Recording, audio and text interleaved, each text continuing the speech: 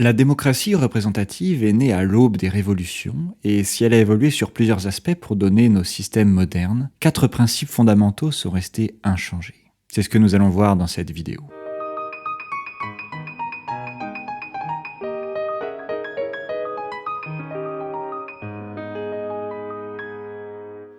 Les 4 principes de nos démocraties représentatives sont l'indépendance des gouvernants, la liberté de l'opinion publique, la répétition de l'élection et l'épreuve de la discussion.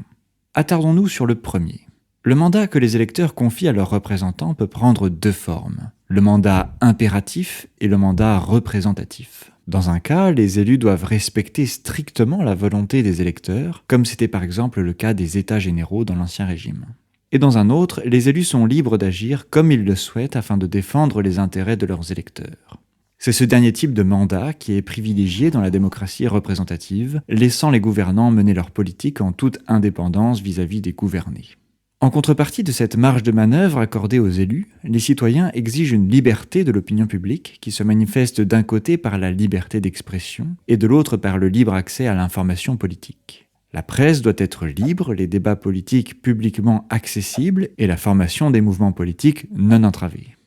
L'expression de l'opinion publique permet aux citoyens d'influencer les gouvernants en dehors des cycles électoraux. Ces cycles, justement, permettent aux électeurs de sanctionner un élu qui aurait mal agi lors d'un mandat précédent. Les élus, de leur côté, anticipent ce jugement et sont poussés à adopter un comportement plus responsable s'ils veulent poursuivre leur carrière politique. Cette sanction est un moyen d'écarter les mauvais candidats du pouvoir, mais elle ne garantit cependant pas que de bons candidats soient élus, notamment s'il s'agit de leur premier mandat, car les promesses électorales restent non contraignantes. Les élus représentent avec plus ou moins de fidélité les divergences d'opinion des citoyens, de sorte que les propositions politiques passent par l'épreuve de la discussion et soient adoptées par voie de consensus. En pratique, cependant, ces débats n'ont généralement pas lieu. Ils sont anticipés par les gouvernants qui négocient avec les représentants des autres partis avant la phase de discussion, qui n'est alors plus qu'une sorte de formalité. La diversité d'opinions des citoyens est donc indirectement prise en considération. En synthèse, dans la démocratie représentative, les gouvernés ne peuvent influencer la décision publique que par 2 biais, le vote et l'expression publique. Les gouvernants sont autonomes et prennent leurs décisions entre eux en anticipant le jugement des gouvernés. Voyons maintenant comment ce type de régime a évolué depuis l'époque des révolutions à nos jours. Le parlementarisme est la première forme de démocratie représentative à émerger, notamment en Angleterre. Les campagnes électorales ne jouent pas encore un grand rôle, ce sont donc essentiellement des notables qui sont élus, c'est-à-dire des hommes de bonne réputation dans leur circonscription. Les partis politiques ne sont pas encore bien structurés et les candidats sont le plus souvent indépendants et opportunistes. En temps normal, les gouvernés s'intéressent peu à la politique. En revanche, dès qu'une situation de crise survient, ils n'hésitent pas à manifester leur mécontentement dans la rue, parfois de façon violente, afin de faire pression sur le Parlement. Les élus n'étant liés ni par leurs électeurs ni par des partis, peuvent débattre en toute liberté et changer d'avis selon les circonstances. Le Parlement est donc un lieu de débat où des propositions originales peuvent émerger. La démocratie de parti survient à la fin du XIXe siècle. Le droit de suffrage est élargi, notamment aux ouvriers, ce qui fait apparaître les partis de masse. Les notables sont remplacés par des élites bureaucratiques appartenant à ces partis. Les électeurs votent avant tout pour un parti, souvent en fonction de leur classe sociale, et les candidats en eux-mêmes ont assez peu d'importance. Les gouvernants sont moins libres car ils doivent rester fidèles à leur parti une fois au pouvoir. La presse, quant à elle, est souvent affiliée à l'un ou l'autre des partis et les informations sont davantage politisées. Les débats n'ont plus lieu au Parlement, mais au sein de l'appareil des partis pour faire évoluer les programmes et entre chefs de parti pour négocier le passage de telle ou telle loi au Parlement.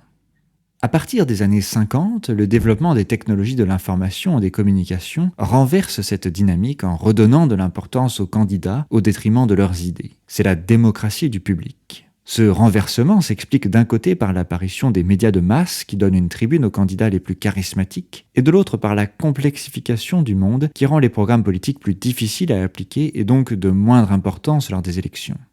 Les votes dépendent moins de l'appartenance à une classe sociale qu'au soubresaut de l'actualité, ce qui rend le résultat des élections assez imprévisible. Les gouvernants ont une large marge de manœuvre une fois au pouvoir, car leurs promesses de campagne sont imprécises. Il s'agit davantage de slogans que de programmes détaillés. La presse est globalement moins politisée et les sondages sont fréquemment utilisés pour mesurer l'opinion publique. Le Parlement n'est toujours pas le lieu des discussions politiques, celles-ci se déroulent entre les leaders des différents mouvements et prennent la forme de négociations. À travers ces trois formes de démocratie représentative, le fossé qui sépare les élus des électeurs semble se creuser de plus en plus. C'est peut-être en ce sens que l'on pourrait parler aujourd'hui de crise de la représentation. Si notre système s'est démocratisé avec le suffrage universel et le développement des médias, sa composante aristocratique n'a fait que se renforcer.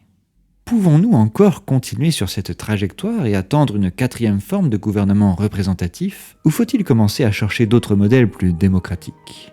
Je vous laisse me dire ce que vous en pensez. À bientôt pour de nouvelles curiosités démocratiques.